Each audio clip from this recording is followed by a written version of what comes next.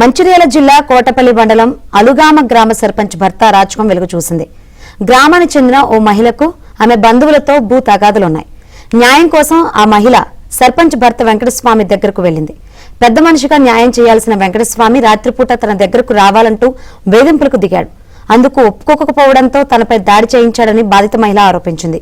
మహిళతో సర్పంచ్ భర్త మాట్లాడిన audio viral గా మారింది.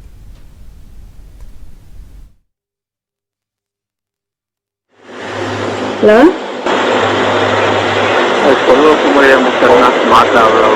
సీత మాట్లాడు నేను అద్దంటానా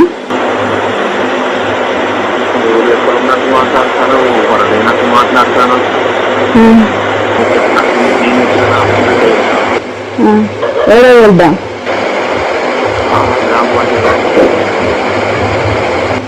ఇప్పుడా పొద్దుగాల ఇప్పుడు రా అన్న మనం ఇద్దరం అయితే వెళ్తాం వాళ్ళని రమ్మనాలి. హలో